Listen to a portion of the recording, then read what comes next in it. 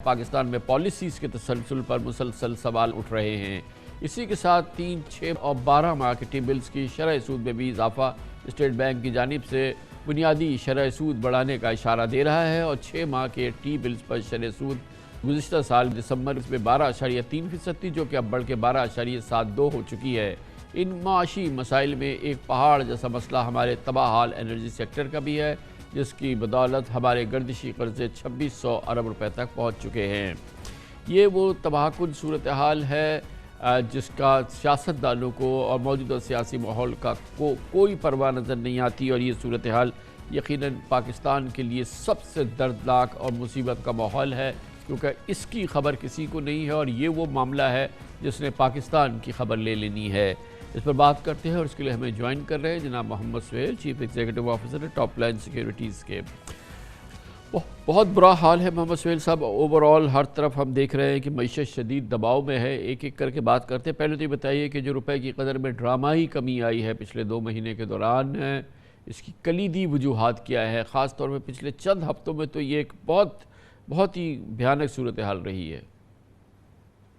पाकिस्तान में रुपया लगातार गिरे जा रहा है। उसकी सबसे बड़ी वजह जो है कि पिछले कुछ महीनों से पाकिस्तान के एक्सटर्नल अकाउंट पे बहुत प्रेशर था और रिज़र्व्स की पोजीशन जो है कोई फरवरी में $17 बिलियन थी, वो गिर के अब कुछ अखबारी इतलात हैं कि $11 बिलियन रह गई है।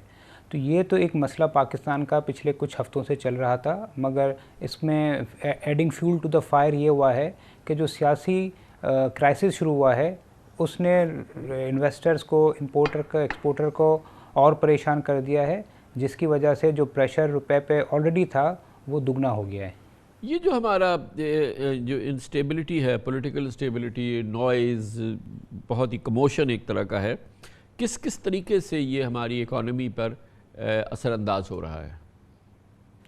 देखें, ये पॉलिटिकल इंस्टेबिलिटी बहुत ज़्यादा इकॉनमी को हर्ट करती है, मगर अभी तो पॉलिटिकल इंस्टेबिलिटी के साथ साथ एक लीगल क्राइसिस चल रहा है। अब पता नहीं चल रहा कि सुप्रीम कोर्ट का क्या फ़ैसला आएगा, कैसा फ़ैसला आएगा, क्योंकि इस तरह के हालात कोई 2-3 साल में एक दफ़ा नहीं आते, ये तो काफ़ी अरसे के बाद आते हैं। तो आई थिंक ये भी जो है ना सिर्फ रुपए की कदर को मुतासिर कर रहा है, इससे इन्वेस्टर का सेंटिमेंट ख़राब हो रहा है, इससे जो इन्वेस्टमेंट्स होती हैं कंपनीज़ में वो रुक जाती हैं। स्टॉक मार्केट की सिचुएशन आपके सामने है, इंटरेस्ट रेट जो हैं वो 13.25% की तरफ चले गए हैं। तो मेरे ख़्याल में ये सिर्फ पॉलिटिकल इंस्टेबिलिटी भी है और एक कॉन्स्टिट्यूशनल क्राइसिस है जिसने इन्वेस्टर्स के कॉन्फिडेंस को बहुत बुरी तरह मुतासिर किया है। और फिर दूसरी तरफ अब इस वक्त तो कोई हुकूमत भी नहीं है ना, नाम की भी हुकूमत है जिसको कहते हैं, क्योंकि ज़ाहिर है कि कैबिनेट ख़त्म हो चुकी है, गवर्नमेंट ख़त्म हो चुकी है, प्राइम मिनिस्टर एक सिर्फ सेरेमोनियल पोजीशन उनकी है, और ये वो सूरत हाल है जिससे कि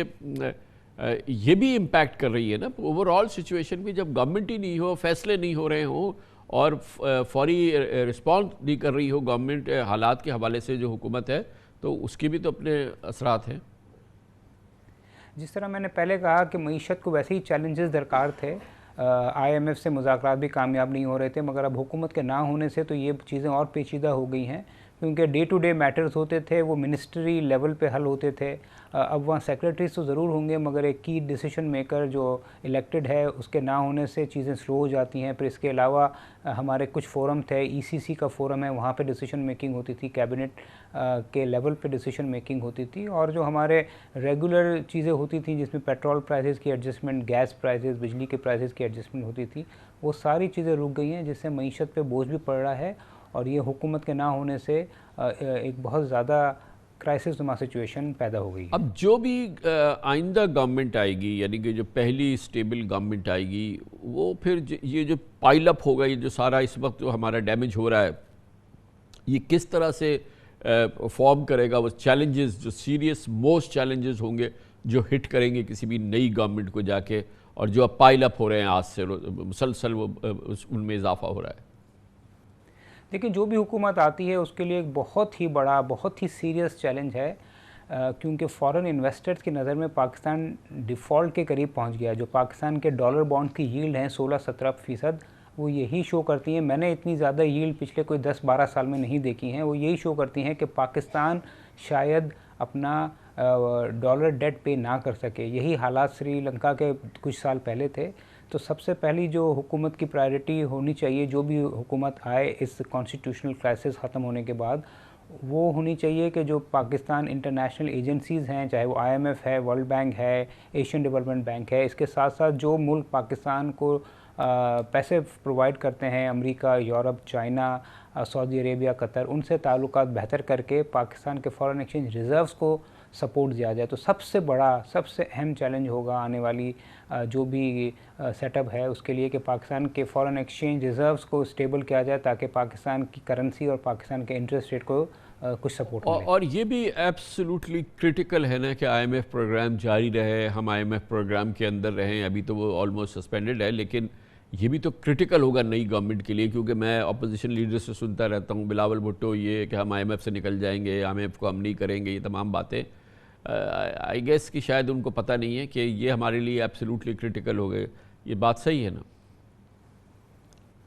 देखें, जिस तरह मैंने कहा कि पाकिस्तान के रिज़र्व्स बहुत तेज़ी से गिर रहे हैं, 2 माह में 17 बिलियन से कोई 11 बिलियन डॉलर, यानी 1/3 रिज़र्व्स पिछले सिर्फ 8 हफ्ते में गिर चुके हैं।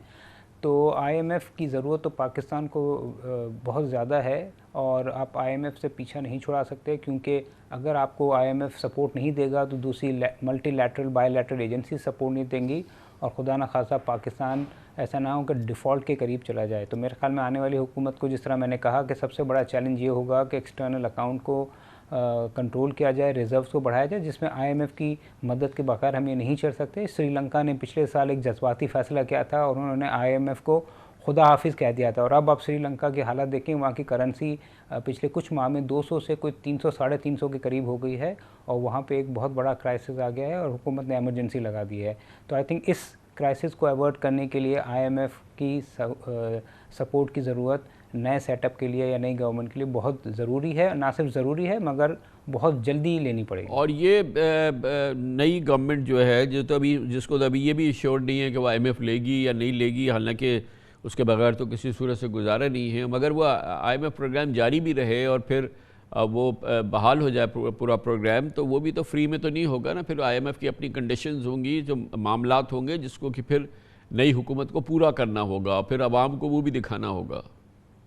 देखिए, IMF की शराइत वही होंगी जो हमेशा होती है, स्टैंडर्ड के टाइमली मेजर्स लिए जाएं, पॉलिसी मेजर्स में डिले ना किया जाए। जो पिछली जो हुकूमत है, वो उसने काफ़ी चीज़ों को ना सिर्फ डिले किया, बल्कि कुछ चीज़ें रिवर्स भी की, जिस तरह बिजली, पेट्रोल की कीमतों को ना बढ़ा के आई थिंक वो जो मेजर्स हैं उसको रिवर्स किया गया। आज पेट्रोल की वजह से, डीजल की वजह से सिर्फ पाकिस्तान को 100 अरब रुपए से ज़्यादा का महीने का नुकसान हो रहा है। तो IMF आपको कहेगा कि आप energy prices, petrol prices, gas prices को इन लाइन लेकर आ जाएं। IMF आपको मॉनेटरी टाइटनिंग फर्दर कहेगा, IMF आपको फिस्कल टाइटनिंग का कहेगा, और जो टैक्सेस में बढ़ाने के लिए जो इक़दाम हैं वो करने को कहेगा। तो जो वो रिफ़ॉर्म, जो स्टैंडर्ड रिफ़ॉर्म्स हैं जिसका IMF हमेशा कहता है, वो कहेगा, मगर उसकी डिमांड ये ज़रूर होगी कि बहुत तेज़ी से रिफ़ॉर्म्स किए जाएँ, क्योंकि पाकिस्तान की इकॉनमी बहुत बुरी तरह मुतासिर हो चुकी है।